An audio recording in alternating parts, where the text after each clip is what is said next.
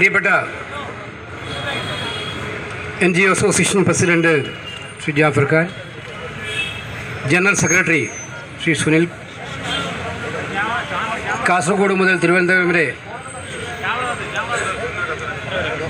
14 ജില്ലകളിൽ നിന്നായിട്ട് ഇവിടെ എത്തിച്ചേർന്നിരിക്കുന്ന അസോസിയേഷൻ്റെ ഏറ്റവും ഊർജ്ജസ്വലരായിട്ടുള്ള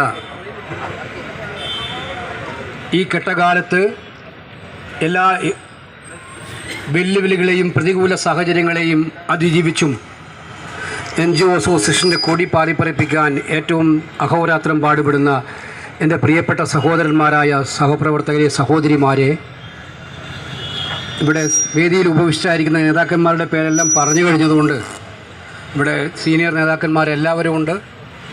കോൺഗ്രസിൻ്റെ ഏറ്റവും സമ്പന്നതരായ നേതാക്കൾ, മുൻ KPCC president, working president, MLA Mar, അതുപോലെ തന്നെ രാഷ്ട്രീയകാര്യ സമിതി അംഗങ്ങൾ, എത്രയും പ്രിയപ്പെട്ട KPCC ഭാരവാഹികൾ, മറ്റു സഹപ്രവർത്തകരെ, സുഹൃത്തുക്കളെ, സത്യത്തിൽ ആദ്യം തന്നെ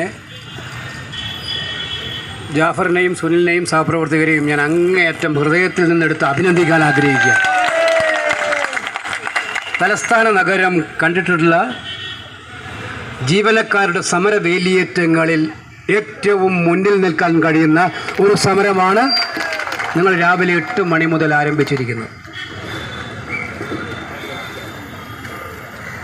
ഇത് നിങ്ങൾക്ക് വേണ്ടി മാത്രമല്ല, ഈ സമരത്തിൽ പങ്കെടുക്കാൻ പറ്റാത്ത പ്രിയപ്പെട്ട NGO യൂണിയൻകാരോടും നിങ്ങൾക്ക് വേണ്ടി കൂടിയാണ് ഇവരിവിടെ സമരം നടത്തിയത് എന്നുള്ള കാര്യം മനസ്സിലാക്കുക. കാരണം ജീവനക്കാരൻ്റെ ആവശ്യങ്ങൾക്ക് വേണ്ടിയിട്ടുള്ളൊരു പോരാട്ടമാണ്. ഇപ്പം ഒരു തിരഞ്ഞെടുപ്പിലേക്ക് കേരളം പോവുകയാണ്.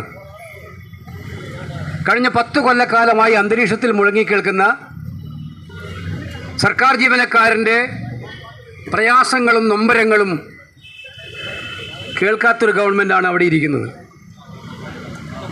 ഇവിടെ DAയുടെ കാര്യം പറഞ്ഞു. ഇപ്പോൾ NGO അസോസിയേഷൻകാരും അതുപോലെ ജീവനക്കാരൊക്കെ അതിനെ പ്രാർത്ഥിക്കേണ്ടിയിരിക്കുകയാണ്. എല്ലാ വർഷവും അസംബ്ലി തെരഞ്ഞെടുപ്പ് ഉണ്ടാകണമേ എന്ന് പ്രാർത്ഥിക്കേണ്ട അവസ്ഥയിലാണ്. കാരണം തിരഞ്ഞെടുപ്പ് വരുമ്പോൾ മാത്രമാണ് ഇവർക്കിതിനെക്കുറിച്ച് ഓർമ്മയുണ്ടാവുക. ഇവിടെ പറഞ്ഞു,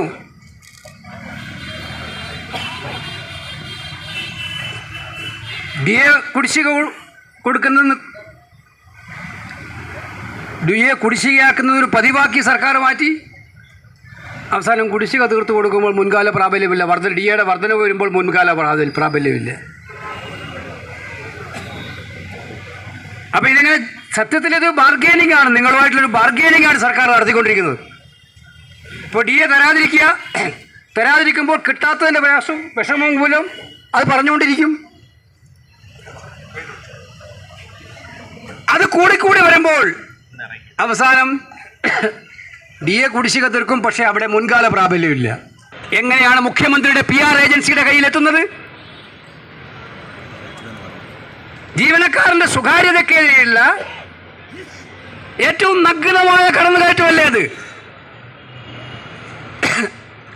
നിങ്ങളുടെയെല്ലാം സ്വകാര്യ വിവരങ്ങൾ ഇപ്പോൾ മുഖ്യമന്ത്രിയുടെ PR ഏജൻസി കൈകാര്യം ചെയ്യുന്ന ഏജൻസിയുടെ കയ്യിൽ കിടക്കുകയാണ്.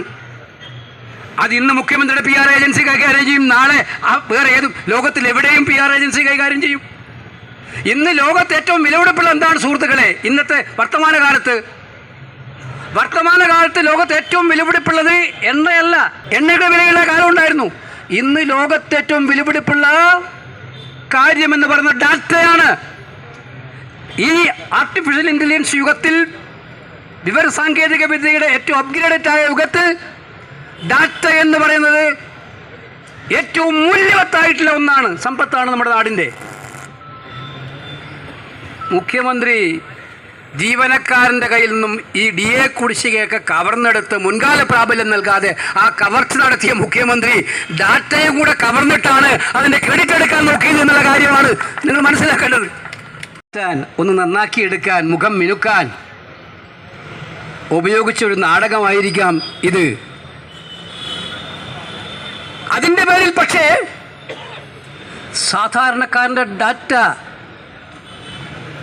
ഏജൻസികളിലേക്ക് കൊടുക്കാൻ, ജീവനക്കാരന് ഡാറ്റ കൊടുക്കാൻ നിങ്ങൾക്ക് എന്ത് അവകാശമാണ്? ജീവനക്കാരന് മാത്രമല്ല മറ്റെല്ലാ സാധാരണക്കാരൻ്റെ ഡാറ്റ കക്കുന്ന ഒരുപാട് ക്രെഡിറ്റ് അങ്ങയുടെ കയ്യിലുണ്ട്. കേരളത്തിൽ ഒരുപാട് റെക്കോർഡ് അങ്ങ് ഉണ്ടാക്കിയിട്ടുണ്ട്. ജനവിരുദ്ധതയിൽ ഒരുപാട് റെക്കോർഡ് അങ്ങ് ഉണ്ടാക്കിയിട്ടുണ്ട്. ആ റെക്കോർഡിന്റെ കൂടുതൽ ഒന്നുകൂടി സ്വന്തം ജീവനക്കാരന്റെ ഡാറ്റ ചോർത്തി സ്വന്തം PR ഏജൻസി കൊടുത്ത മുഖ്യൻ എന്നുള്ള പേര് കൂടി താങ്കളുടെ കയ്യിലേക്ക് തന്നെ ഇരിക്കും. ഇത് തീക്കൊള്ളി കൊണ്ട് തലചൊറിയുകയാണ് മിസ്റ്റർ പിണറായി വിജയൻ. നിങ്ങൾ ജനം തീരുമാനിച്ചു കഴിഞ്ഞിട്ടുണ്ട് നിങ്ങൾ ഇറങ്ങിപ്പോകണമെന്ന്. അതാണ് അവർ പഞ്ചായത്ത് ഇലക്ഷനിലും മുനിസിപ്പൽ ഇലക്ഷനിലും കാണിച്ചു തന്നത്. പക്ഷെ നിങ്ങൾ ഇറങ്ങിപ്പോകാൻ തയ്യാറല്ല. ജനങ്ങളുടെ മനസ്സിനെ അംഗീകരിക്കാൻ നിങ്ങൾ തയ്യാറല്ല. ഏത് വിധേനയും തയ്യാറല്ല. സ്നേഹിതരെ, NGO അസോസിയേഷൻ ഇന്ന് കാണിച്ചിരിക്കുന്ന ഈ സമരാവേശം ജീവനക്കാരൻ്റെ യഥാർത്ഥ വികാരങ്ങൾ ഉയർത്തിപ്പിടിക്കുന്നതാണ്. 65,000 കോടി രൂപയോളം ജീവനക്കാരൻ്റെ ശമ്പളത്തിൽ നിന്ന് നിങ്ങൾ കവർന്നെടുത്തു. അവൻ്റെ DA ആനുകൂല്യങ്ങളിൽ നിങ്ങൾ കവർന്നെടുത്തു. ആ ആനുകൂല്യങ്ങൾ, കവർന്നെടുത്ത ആനുകൂല്യങ്ങൾ, അതിനു വേണ്ടിയിട്ടാണ് അവർ സമരം ചെയ്യുന്നത്. കാലാവധി ഉണ്ടല്ലോ, 5 വർഷം കൂടുമ്പല്ലേ ഈ ശമ്പള പരിഷ്കരണം. ഇപ്പം ഇന്ന് ഞാൻ പത്രം വായിച്ചപ്പോൾ കണ്ടു, നമ്മുടെ മുൻ ചീഫ് സെക്രട്ടറിയെ ശമ്പള പരിഷ്കരണം കമ്മീഷൻ്റെ ചെയർമാനായിട്ട് വെച്ചിട്ടുണ്ട്. എന്നിട്ട് അദ്ദേഹത്തിനോട് പറഞ്ഞിരിക്കുന്നത് 3 മാസത്തിനുള്ള റിപ്പോർട്ട് കൊടുക്കണം.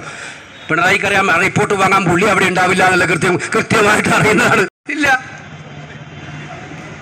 അപ്പം ഇത് ജീവനക്കാരൻ്റെ ന്യായമായ ആവശ്യങ്ങൾ, അവർക്ക് കൊടുത്തുകൊണ്ടിരുന്ന ആവശ്യങ്ങൾ അതുപോലും ഇല്ലാതാക്കിയിട്ട് അവസാനം ഇലക്ഷന് മുമ്പോട് ഇത് കാണിച്ചിട്ട് അതിൻ്റെ പേരിൽ ഡാറ്റയും കൂടെ ചോർത്ത് നിങ്ങളുടെ വ്യക്തിഗത വിവരങ്ങൾ കൂടി ചോർത്തെടുക്കുക എന്ന് പറഞ്ഞാൽ ഇവരെ നമ്മൾ വിളിക്കേണ്ടത് പിന്നെ എന്താണ്? കള്ളന്മാരിൽ നിന്നല്ലാതെ. അപ്പം അതുകൊണ്ട് ഈ ധർമ്മസമരം വിജയത്തിലേക്കെത്തും. നിങ്ങൾ മനസ്സമാധാനത്തോടിരിക്കുക, കാത്തിരിക്കുക. കേരളം മാറാൻ കാത്തിരിക്കുകയാണ്. കേരളം മാറിയിരിക്കും. ആ മാറ്റം കേരളത്തിലെ ജീവനക്കാരൻ്റെ വികാരം അറിയുന്ന മാറ്റമായിരിക്കുമെന്നുള്ള കാര്യം ഉറപ്പിച്ച് പറയാൻ ഈ സന്ദർഭം ഉപയോഗിച്ചുകൊണ്ട് ഈ സമരം ഔപചാരികമായിട്ട് ഉദ്ഘാടനം ചെയ്യുന്നു. നമസ്കാരം. ജയ് ഹിന്ദ്.